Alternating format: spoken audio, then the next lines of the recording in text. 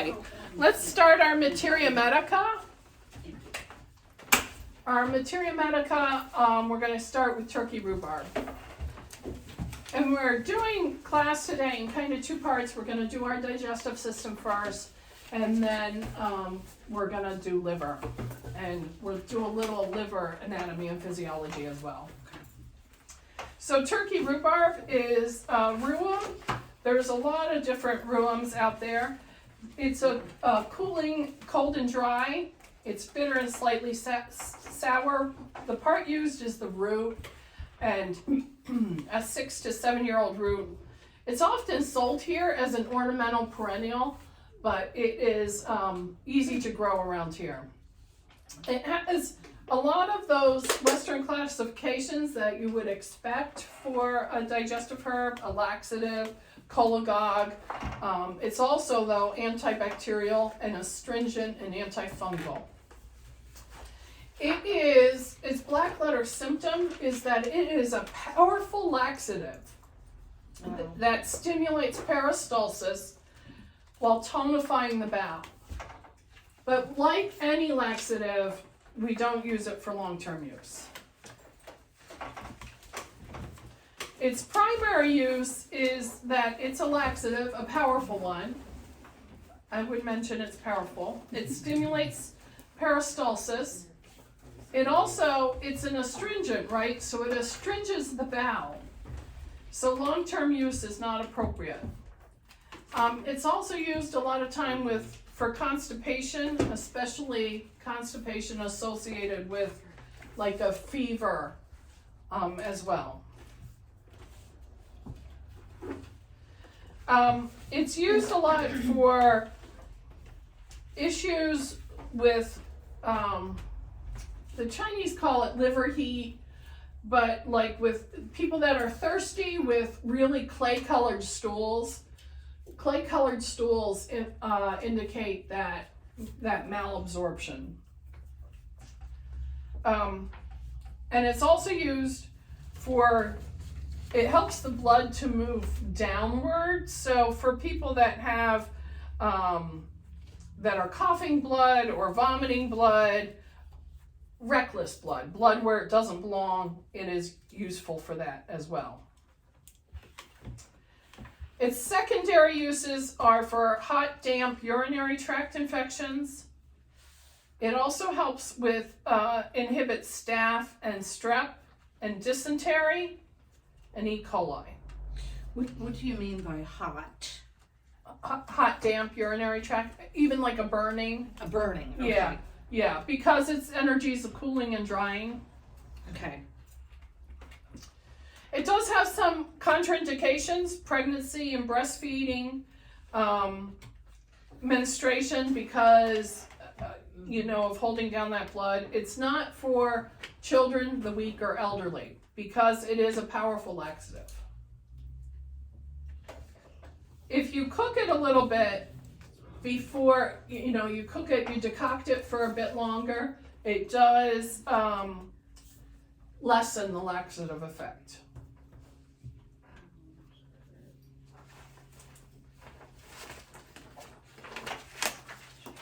Gentian. Gentian is next.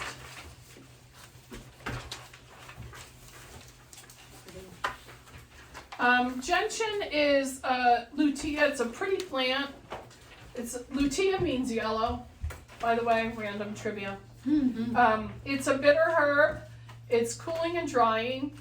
It is grown all throughout Europe in rich soils. It likes full sun. It's an anti-inflammatory. It's bitter. It is definitely bitter. It's an anodyne, painkiller, aperient, antihelmintic, cholagogue, febrifuge. It is, its black letter symptoms is an abnormal state of digestion and elimination and chronic flatulence that would be associated with an intestinal flora imbalance. Sorry, can you say that? I can. I absolutely can. Its black letter symptoms are an abnormal state of digestion and elimination with chronic flatulence And that's associated with like a imbalance, an intestinal flora imbalance.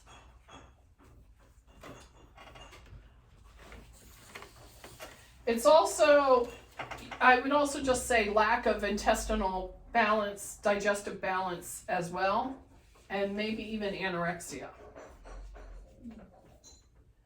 Its primary use is as a digestive bitter.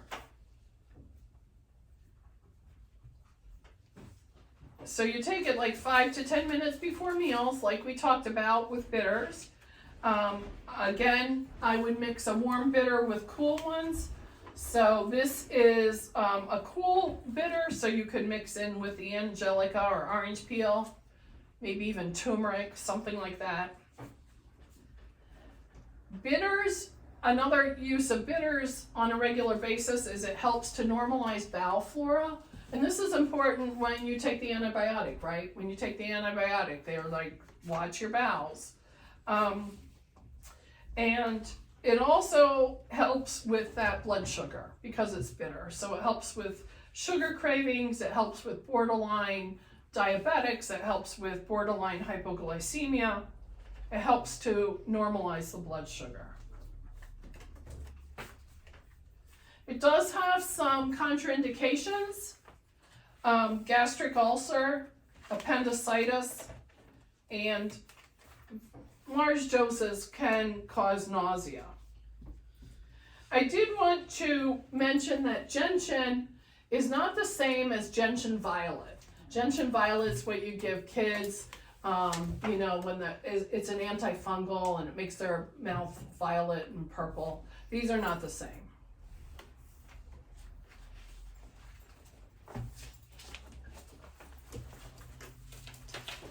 All right, Cascara sagrada. Cascara sagrada is not a herb that I like to use. Some of these herbs I include because they're in Rosemary Gladstar's course and we are completing her course, so I feel an obligation to include the herbs that she talks about. Cascara sagrada, and there's another herb called buckthorn. They can be used interchangeably. They're two different varieties. I have both names up there on the top for you. The Latin name is rhamnus. They're bitters. They're cold and dry. We use the bark. Cascara sagrada even means sacred bark, which, I mean, if you can't poop, it is sacred. Yeah, right, that's true. Right? True. It's true. Mm-hmm. Cascara sagrada is native. It grows all the way up to the Pacific Northwest. And buckthorn, we can grow around here even. Western classification, it's a laxative in small amounts. In large amounts, it's a purgative. So it really will eliminate if you go a little too heavy-handed. It's an eliminator to the large intestine. And its black letter symptom is simply occasional, situational constipation. Mm-hmm. These two herbs are written about frequently in the older herbalist books, like the Christopher would write about this in his book. Jethro Kloss in Back to Eden writes about this herb. It's they're often written about wrong. They are habit forming. Wow. They can cause bowel dependency. It is almost a chemical laxative with the properties that are in here. Always use it with a carminative. Carminatives are the one that settle your stomach, and you would always use a carminative because that would help with the cramping and the spasming. The active constituent is the anthraquinones, and they do show anti-cancer activity. It is a component in some cancer formulas that I've read as well. Under secondary uses, the buckthorn, which I've had more experience with. Buckthorn is really good for constipational headaches. But again, the reason why is because it blows out the bowels, which relieves the headache.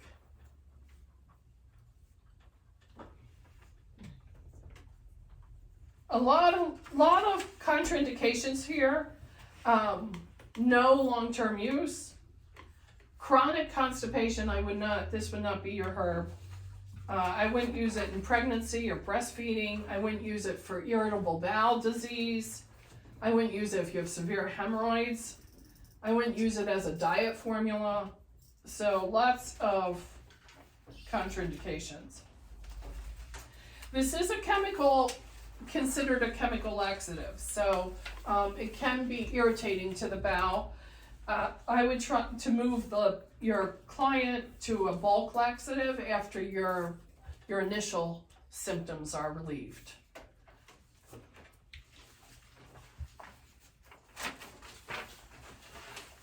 Next up, we have Angelica. This is what I named my daughter, by the way. Oh. Yeah, Angelica, Archangelica, I like that name. And that's the one that's pictured there, Angelica, Archangelica. And you can see how it kind of forms a head and two arms reaching out. Mm-hmm. And it was thought that if you planted this at the entrance or the steps to your home or at your gate, it would give you the protection of the angels. Nice. It is pungent and bitter. It's warm and neutral. It's slightly moist. It grows all through Archangelica. Angelica archangelica is native to Europe, grows all along the roadsides in Europe. It's a cold climate plant, so you see it all the way up into Iceland and so forth. It's really very striking. There's other angelicas. Atropurpurea grows in the eastern United States. It is a nervine. It does it under Western classification. Add bitter to that because it does have a bitter taste. It is also a bitter, but it's a carminative, so it helps to settle your stomach as well. Under black letter symptoms, I have that this is a warming bitter herb, and I use it in my DOPA formula, dandelion, orange peel, and angelica, because that formula, dandelion, orange peel, and angelica, is a nice balance of warming and cooling bitters. There's plenty of balance out there. That's just the first one I made. I liked it. It was good. I stuck with it. Use this for digestive problems and also for a cold, damp arthritis. Mm. Under primary uses, it's kind of a jack of all trades. It does a lot of things reasonably well. It's used for the digestion and as a bitter. It's warming, so it contracts the coolness of other bitters. It's a carminative, so that gas, nausea, intestinal spasms, cramps, diarrhea, gas, bloating, all those things that carminatives help with. It helps with that. It helps with nervous issues. It helps increase nerve connection. It also increases peripheral circulation. So people that have that cold, damp arthritis and have problems, especially like a cold, damp arthritis that gets worse with the weather, or even like some peripheral neuropathies, because it helps with peripheral circulation. So it brings that circulation to your fingers, your toes, your nose, that kind of thing. And it's also, another use is it's a female reproductive system herb.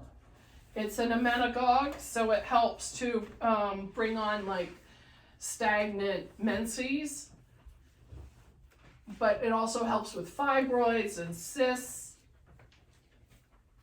And it's actually been used for fertility for thousands of years. And then that's not all. Those are its primary uses, but it has some secondary uses too, as like a fever herb for colds and flus. It makes, the stems are hollow, thick and hollow, and the stems actually make a really pretty tasty cough syrup that you can use as a cough syrup, but it's honestly tasty enough you could almost use it as a syrup on, a salad, like a fruit salad as well.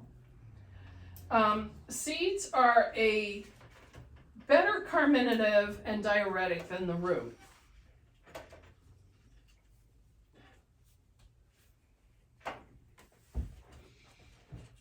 Okay. If anyone who's traveled through, sorry, tomorrow, I'll get to you in a sec. Okay. Anyone who's traveling through Europe, you see this a lot in beverages, in monks' formulas. It's a really ancient herb, and it was. I also read in some. I like a lot of history. I read a lot of history. The stalks were candied and used as like a little sweet, like tasty dessert kind of thing. And medieval banquets, which when you think about it, medieval banquets, they probably needed a nice strong carminative at the end of after the wild boar. Sure. Yeah. Okay, Tamara, sorry. Okay, I'm sorry. I have a question. Yeah. All right.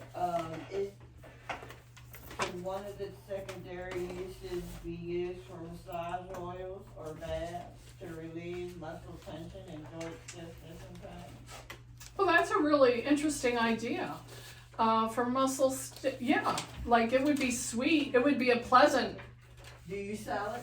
I do have angelica root, but there's part of me that thinks that it would be better to use the stalk for that. For that. Yeah, and which you can grow it. It's a biennial. I don't know if I said that out loud. It's a biennial, which means it's a 2-year plant, and it likes cold weather. So it's starting to come up now in the garden, and then it's tall like the picture there in about the end of June, and then it dies down in July and August because it doesn't like heat.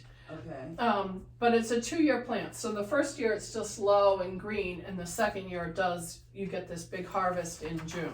And when you say the stalk, do you mean like cut the stalk and then let it simmer in the oil and then strain it Yeah, and I almost always work with it fresh. with? Yeah. The stalk, when I'm working with the stalk, whether I'm making a syrup or a sweetmeat but I think that would be really interesting for a massage oil. Yeah, really a good idea. How do you use it for neuropathy? As a tea or as what? No, I would use it in a tea form, internally, or tincture. Okay. Yeah. All right. Next we have fennel. Ooh, and we have a fennel to pass around. So this is our regular culinary fennel that you use for cooking. It's fennel seed. And this was in your tummy tea today. That if those of you had the tummy tea, there's a little fennel in here. It's sweet and spicy. It's slightly warm and moistening. There's a little, if you want to try some, if you've never had fennel and you want to have a taste, feel free to chew on a couple of seeds. It's aromatic. We can grow it here very easily.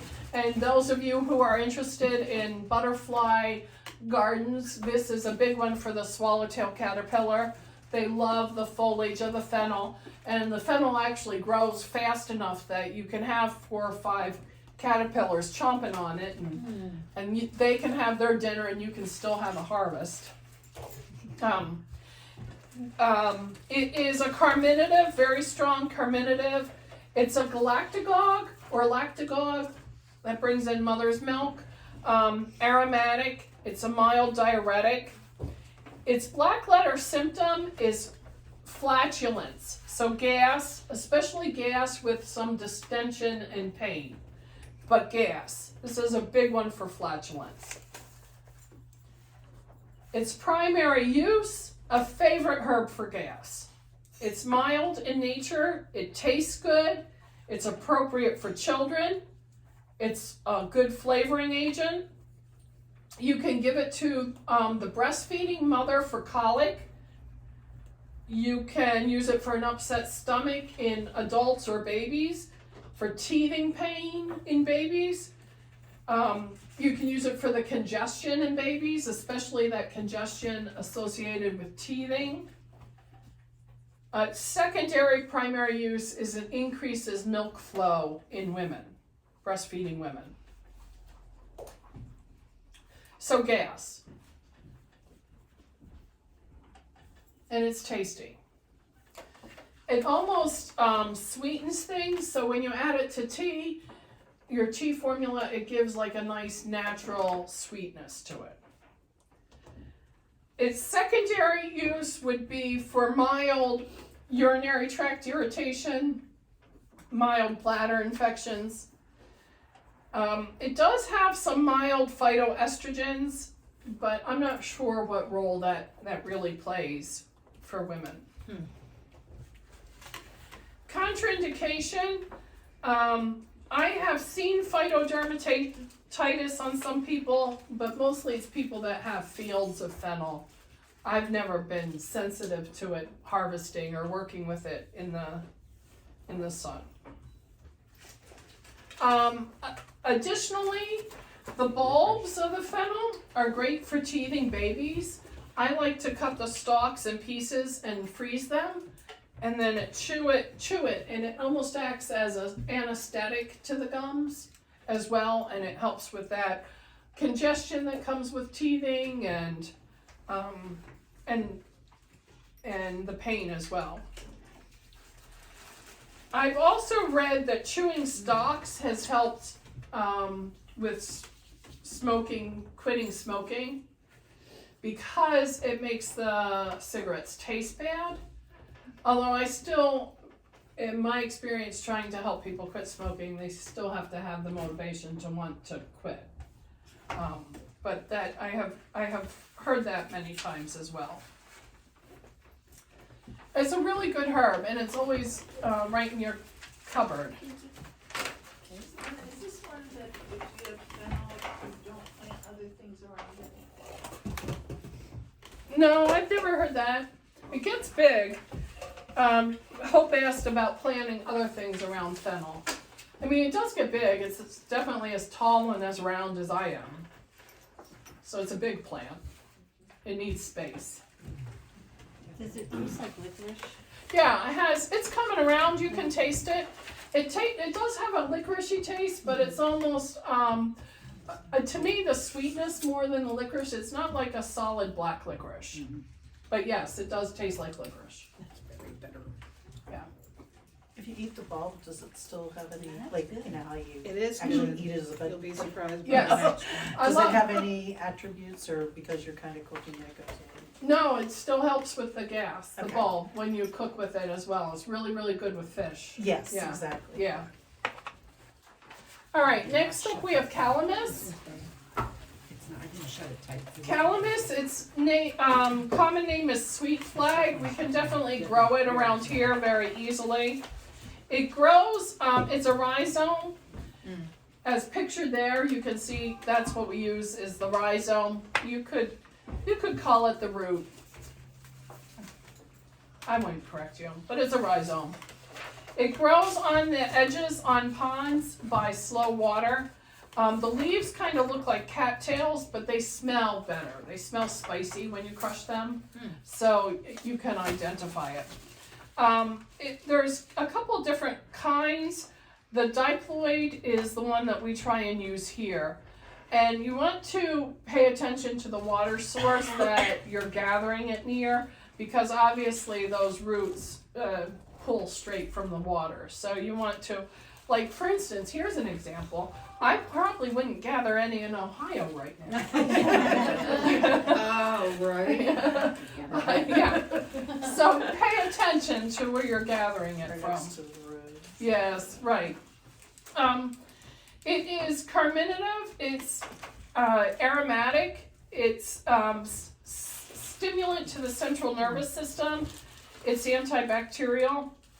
Its black letter symptoms is bacterial diarrhea, especially with nausea and vomiting. So there's a very specific little window there. A lot of people have put it in formulas for brain fatigue as well. So I have that down as a black letter symptom.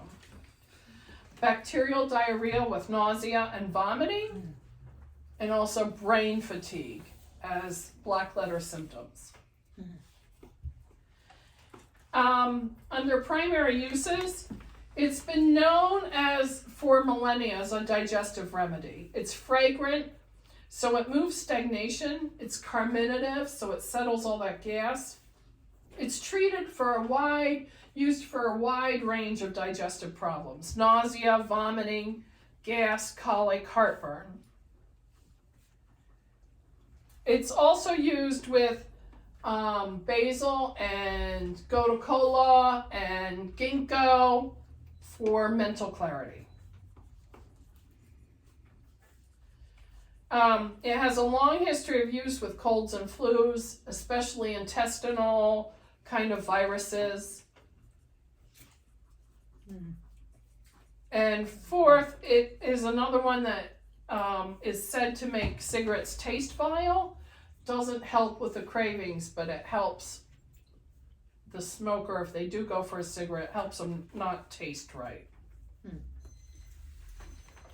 What about somebody that chews tobacco? Yeah, it would be worth it to chew the calamus, a teeny bit of the calamus, or better, the fennel, or a little bit of licorice. You know, you can make a little mixture and to make it taste differently.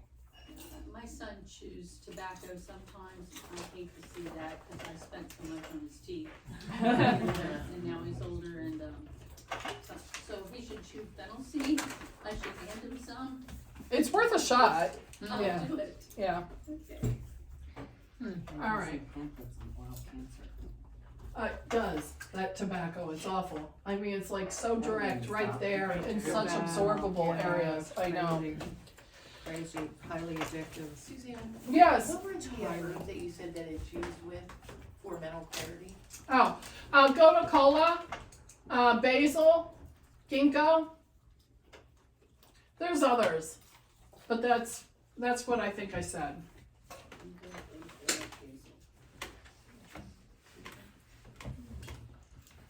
All right. We're gonna do a unit on mental clarity, just so you know. I think it's not till 9. I know, maybe we should have done it first, right? But, Exactly. but we're starting out with the nervous system and then the liver. I saw that. All right, next is aniseed or dill seed. These are both, they're used the same. They're totally different plants, but I cheated here and made one Materia Medica. So if you look down, aniseed is Pimpinella anisum, and dill seed is Anthem graveolens. I have the two Latin names on there. Other than that, they're useful interchangeably. They're sweet and a little spicy. Their energy is warm and moist. The part used is the seed. We gather them when they're in seed. They're native to Egypt and the Eastern Mediterranean region. Here in our area, they're grown as an annual, a 1-year plant. Western classification, they're aromatic, carminative, and pectoral. They're neutral for their triune classification across the board. Black letter symptoms, these are excellent for children. Children's remedy, especially for nausea or really flatulent gas or colic. Really safe for the kids, very helpful for the kids. They're mild under primary uses. They're mild, they taste good. They can be used, number 1, as like a flavoring agent for other formulas. To make other formulas taste good. They can be used, number 2, as a carminative for cramps and tummy aches and gas. Number 3, for upper respiratory infections, like irritative little coughs. Number 4, you could mix them in if you end up giving your child a laxative. You could mix it in with your herbal laxative, or you could give this to them as a tea with a laxative to help with the cramping that the laxative is going to cause.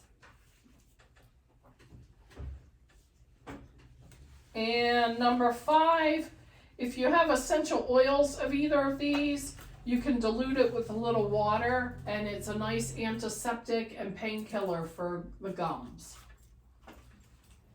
It can get, it can help with the toothache over the weekend kind of thing.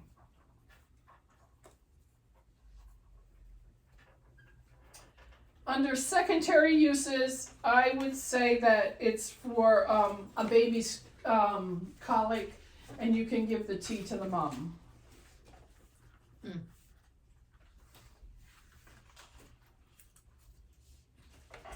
I wish I'd known that 25 years. Right? Yeah. 24 years. Yeah. Such a simple thing. Yeah. It's okay, my daughter's pregnant, so I'm gonna be There telling you her go. about Yeah, all because I this. mean, he was so colicky for. It did end in 3 months, like I said. Yeah. All right, next up we have Senna. So there's no. Contraindications Or for, let's see, additional makes really good pickles. It does. It does. No contraindications or additional, Okay, no. perfect. Thank So anise seed, that's not the same as the star of anise? No, that is not the same as the star anise.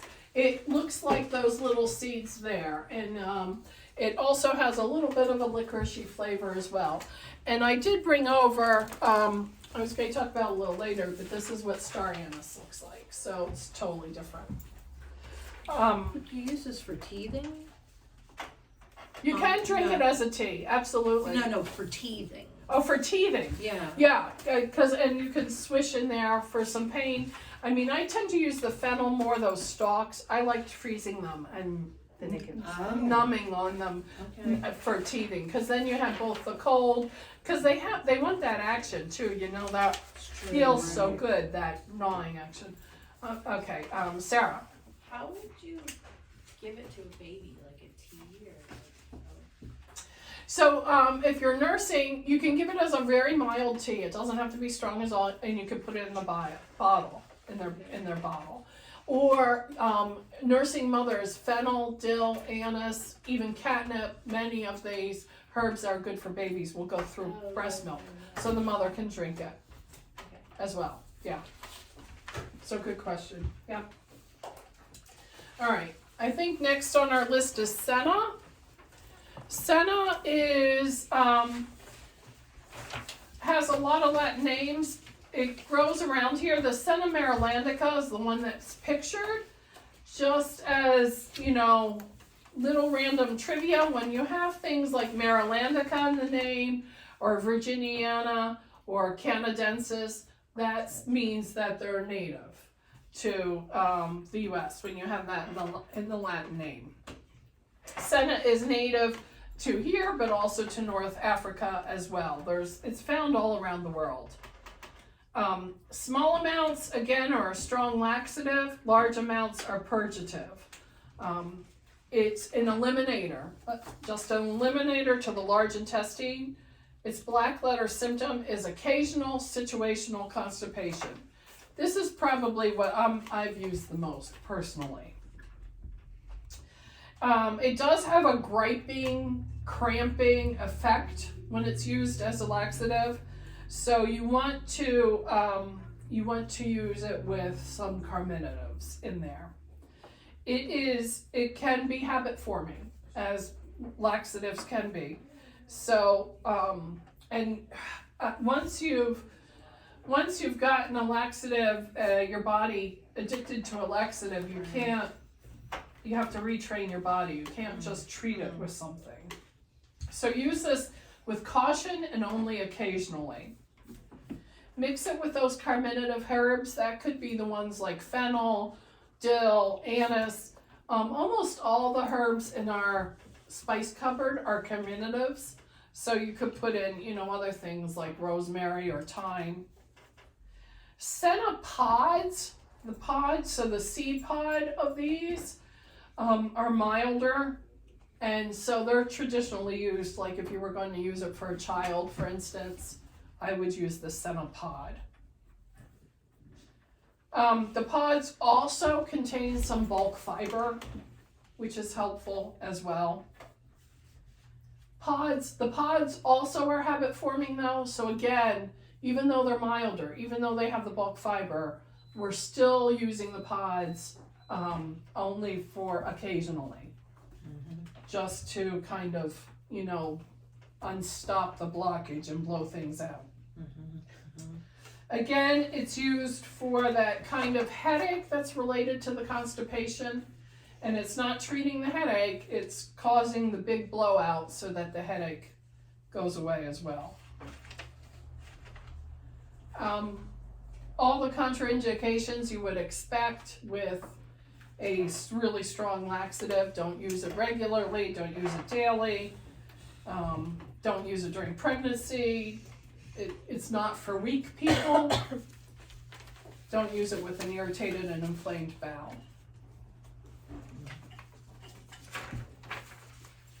Okay, and we might have gone through our, are we up to milk thistle? Yeah, we're through most of our digestive herbs so far.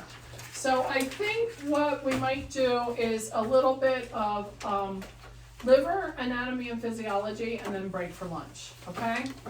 All right, so the liver, this is,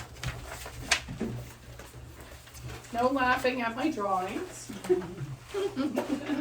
Yeah, tell me not to laugh at them. Yeah. No laughing at my drawings, but this is my drawing, so this is the tube, the digestive tube here. And then we have the liver that's squirting things into the digestion. I like it. Squirting. Thank you. That's my drawing. I'll show you my drawing. You can have squirt. Little liver holding the squirt. Little liver holding the squirt. That would be awesome. Liver holding is crooked. Oh, I'm gonna work on that. So the anatomy of the liver is written down on page 21 of your Rosemary Gladstar Unit 2 book. So just so you know, so you don't have to feel that you're writing too much of the anatomy and physiology. Herbalists often say treat the nervous system first and the liver second. And that's why we're starting with nervous system last month and digestion of liver this month, because it is, you hear that all the time. The liver is the second largest organ in the body. An average human liver is about 3 pounds. 75% of all detoxification is done by the liver. It sits in the upper right quadrant. It kind of tucks under the diaphragm. So when you take like a really deep, full breath, you massage your lungs, your stomach, and also your liver when you do that. So deep, full breaths.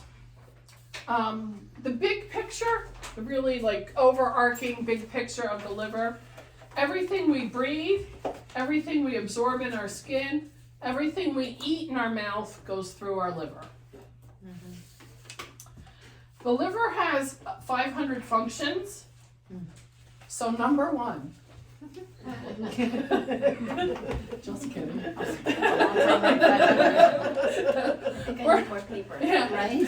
We're going to do about 9 of the functions. The first function would be to make bile. Bile is a waste product. It emulsifies fats. It also helps with the absorption of fats. Bile eats old red blood cells. It eats the iron and the protein out of the old red blood cells. But then we're left with the bilirubin, and it sends the bilirubin out with the bile. So a little side note, when you read things like fiber lowers cholesterol, it does that because it binds with the bilirubin and it carries the cholesterol and the bilirubin and the fiber all go out together. So it makes bile, number 1. Number 2, it metabolizes nutrients. That could be like it stores glucose, which is also stored in our musculoskeletal system, but the liver stores glucose. The liver converts excess glucose to fat. The liver converts lipids, carbohydrates to fat. And the liver manufactures triglycerides to transport fat and cholesterol. And it denatures protein. So that's what it's doing with our nutrients. It metabolizes nutrients.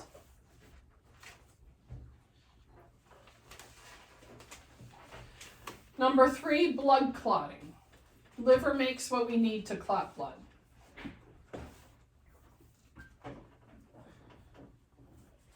Number 4, it stores blood. The liver is a blood sponge.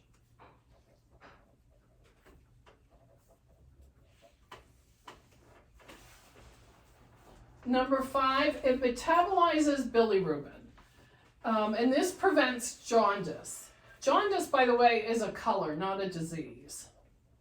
But the liver is metabolizing the bilirubin.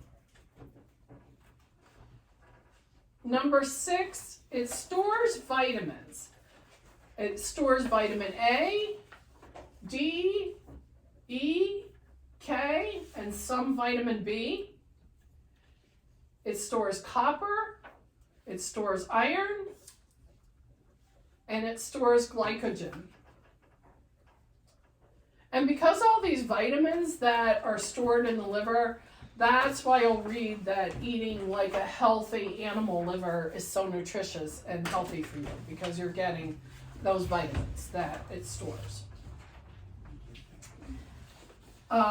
Number 7, it activates vitamin D synthesis. So the sun and the skin create vitamin D. You've all read that, you know, to go out on a sunny day and get your vitamin D. But it's the liver that actually synthesizes vitamin D for us and activates that synthesis. Number 8 is immune function. The liver will make some antibiotics and shoot them into the intestine to kill off bacteria, like during a gastrointestinal flu kind of thing. The liver will make antibiotics and shoot them into the intestine if you have a bacteria in your intestine. The liver is also the host to our natural killer cells. I like to call them our natural born killers. They're also in our blood system and our lymph nodes. But these are the cells that I envision them with little points on them, and they go in and poke holes into the virus cells and tumor infected cells so that they can't live, so they die. So it's a host to killer. It's the host to the natural killer cells. The natural killer cells are also found, it's one of our hosts, because they're also found in our blood and they're found in our lymph nodes. But they're found in the liver as well. And so a lot of surveillance is kind of done by the liver. The liver surveils a lot, like the blood that's coming through, it kind of surveils that, it surveils the digestive system. So a lot of surveillance for our immune function is done by the liver. And finally, number 9, the big, huge, overnight time job of our liver, and why rest is so important. Our liver does metabolic detoxification, and it does this at night when you are resting. It removes all the toxins from our bloodstream, and anything it can shove into the bile and get rid of, it will. The liver will also chemically alter things and send it to the kidney or the intestine to be eliminated. It's removing all sorts of things. So it's removing excess bilirubin. It's removing endogenous, which is the stuff we make in our body growing in organisms. It's removing exogenous, which is stuff that's originating outside of our bodies. It's removing xenobiotics like pesticides and chemicals. Xeno means foreign, substance foreign to body. And it's removing steroid hormones as well. So it's removing all of those things. And it does this at night while it's resting, while we're resting. There's 2 major phases to this detoxification. Phase 1 is that it's broken down by oxidation and it produces the free radicals. And this is a very toxic phase. And this is where we get kind of involved with the antioxidants. And then phase 2 is less toxic, and that's sent to the kidney. And plants, again, will help with this, with nutrients. There are two things that I wanted you to be aware of that interact with liver metabolic interactions, metabolism of the liver, and one of them is grapefruit. You might be aware of that. Sometimes when you're given certain medications, they will tell you to not have grapefruit or grapefruit juice, and that's because grapefruit lowers your metabolism of the liver up to 30%, so significantly. So what that means is then it leaves certain medications in your system for longer. They're circulating in your system longer because the metabolic detoxification of the liver has been reduced so significantly. I always wondered when I saw that about grapefruit and medications, does that mean that you can't have grapefruit anymore? Or just when you're taking your meds? I always wondered that. So, yeah, no, when you're taking those meds for certain, because it has been shown, studies have been shown that it reduces that, and those medications stay in your body longer. So like your blood thinner. Is it say on your blood thinner? Yeah, so like with your blood thinner, it would stay in your system longer. So say you ate a grapefruit, just whatever, on Monday, and then you had to go get your test done, because I take the person takes the pill form, and then they go get their blood taken on a Wednesday. That could make it go read higher because it's in your blood system longer. So that's why Yes, you're processing. Tell you. Mhm. So that's why they tell you not to eat grapefruit. That is good because I bought 2 grapefruits. There you go. So yes, that is Okay. what it is. So that's what that literally that's what that means. That's what that means. But does that still mean that you can't take it while you're taking your warfarin or your Coumadin? Or it means you have to eliminate it from your diet forever? Because my husband takes it every day, warfarin. So does that mean that he doesn't take it when he takes his warfarin? Or does that mean he has to eliminate it forever? I would eliminate. Eliminate it forever. I would eliminate. Really? Yeah. Also, Yeah. the statin. I ain't They're also eliminating trying to it. figure I out. don't eliminate salad. You eliminated salad? No. Okay, well, you don't have to. Salad is one. Yeah. No, you just have to know when you're gonna get your test.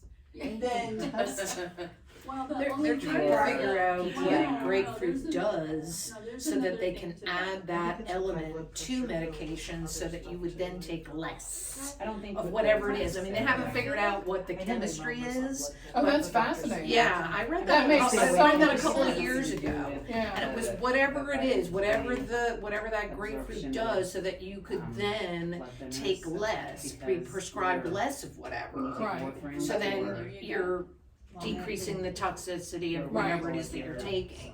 Right. she is Genius. absolutely 100% correct, cause my doctors know that I eat salad. And my blood thinners are adjusted accordingly, because they know that I consistently eat fruit and vegetables and salad, so they don't mess. I have a specific dose that she is right. You are right. So my doctors aren't stupid. Makes sense. Well, it's something you really need to be aware of with the grapefruit. Okay. The other thing, there's another one, and the other one is that St. John's wort increases metabolism of a few pharmaceuticals, notably birth control. Oh, wow. So 9 months later, yeah. But something you should be aware of: St. John's wort. I will tell myself. So where grapefruit lowers metabolism, St. John's wort increases metabolism of a few pharmaceuticals, but notably birth control. So rest is important, and let's talk a little bit about some liver issues. Just a quick question. Yes. Is that just the internal intake of St. John's wort, or would a salve? No, it's just internal. Yeah. So some liver issues. Poor liver function. So like sluggish digestion. And signs and symptoms of poor liver function or sluggish digestion would be like chronic constipation, nausea, an increase in food intolerances or sensitivities.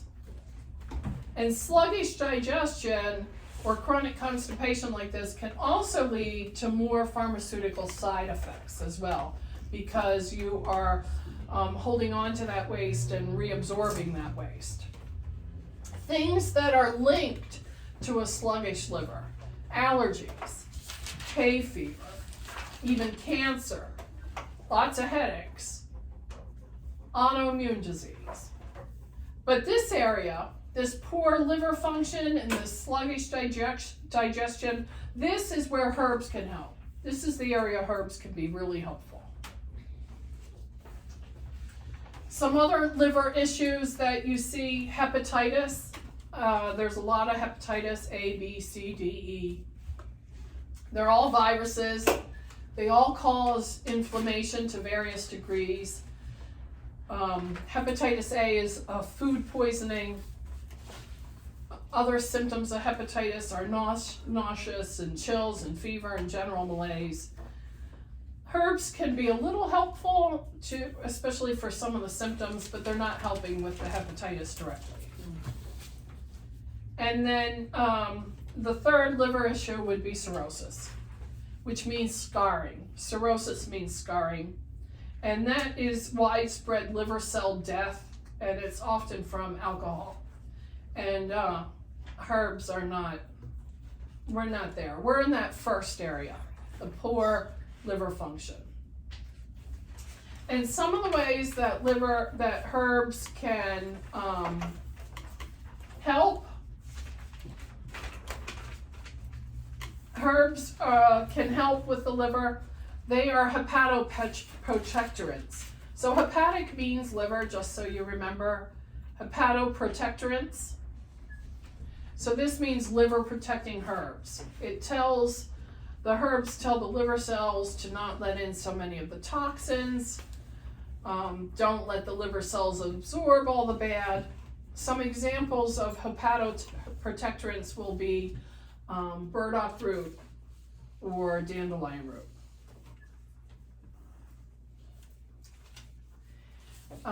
Another one is anti-hepatotoxic herbs.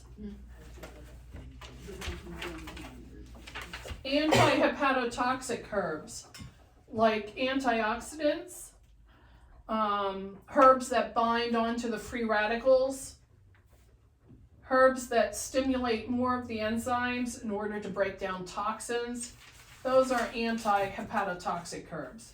Some examples of those would be rosemary and sage are probably the two strongest herbal antioxidants that I can think of. Licorice root, and all the super colorful vegetables.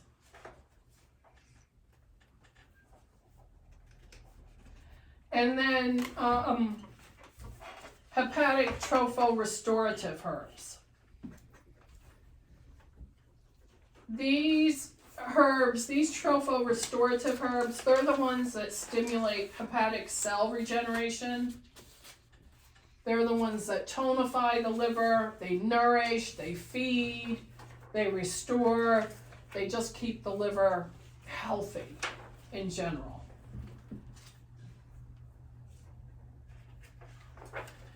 We do have a superhero of the liver that does all three of these things.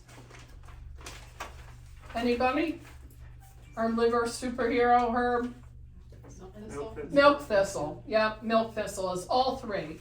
It's a hepatoprotectorant, it's anti-hepatotoxic, and it's a tropho-restorative. I do, before we, any questions up to this point? How does that taste? Milk thistle? Yeah. I mean, I take it as a tincture. I don't notice it. Mm-hmm. Okay, so that's how you do it. Which seems counterintuitive, right? To take it in alcohol for your liver. Yeah. Seems very counterintuitive. Mm. But milk thistle seeds aren't, they don't extract super well in water. They seem to extract better in alcohol, which we'll get to in a few minutes after lunch when we do our Materia Medica on the herbs, on milk thistle. What's an example of the restorative herb? What would be an example of that one? Milk thistle, a tropho restorative. Just Milk thistle or artichoke Artichoke. would be my second one.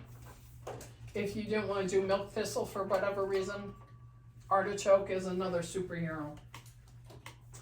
So I do just want, we're going to break in a couple minutes, but before we do that, I want to just talk about alternatives. So like with bitters, with the digestive system, we talked about bitters. A lot of times when with the liver, alternatives come into play. Because what do alternatives do? Does anyone remember? Alternatives? Is that what normalizes the function? Normalizes the function of what? Well, whatever you're trying to, the liver. No, that's like a tropho restorative kind of thing. So alternatives, they're the ones, remember I said I always remember it because I remember the word alter. So they alter the blood. They are the ones that change and alter and detoxify our blood. And so alternatives are important herbs to talk about in relation to the liver. So let's just, as a little reminder, because almost all our herbs that we do when we come back from lunch for our second session of Materia Medica today are all going to be alternatives. So alternatives, they tonify. They tonify the blood. They're usually rich in minerals and trace elements and nutritive substances that are very, very highly nourishing. Alternative herbs are alkalizing to the blood and help to neutralize acids in the system. So that's second. They tonify, they neutralize acids. Third, they stimulate and activate organic functions of the liver and the gallbladder. So they stimulate function of the liver. Some alternatives are astringents, so they dry excessive moisture from the liver where the toxins are accumulating and multiplying.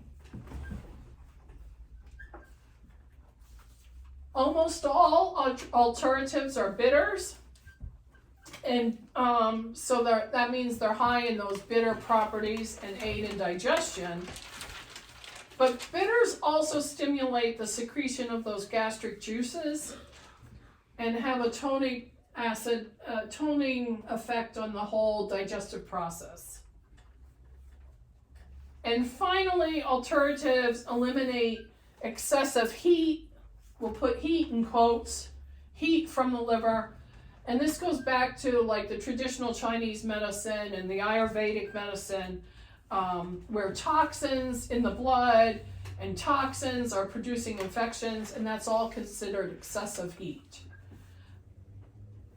So when the liver has too much heat, that's an extreme imbalance, and most alternatives are cooling. So they help with this balance in the liver. So alternatives are really important to understand, just like bitters are important to understand. And you'll see when we get to our next section of Materia Medica that we will be doing a lot of alternatives. So I think we're at a nice stopping point right now, honestly, and it's like 10 or 12. So I think it's a good point to take a teeny break. And you're welcome to check out the books on the library. I brought over some free bottles too, if anyone wants. They all need washed, but you're welcome to help yourself to that. There's a restroom here in the corner. My sister has allowed us to go upstairs to where she lives and use that restroom if you want to climb the stairs and do that. And let's aim for maybe, it's 10 or 12, so let's aim for maybe 12:30. Okay? All right, thank you.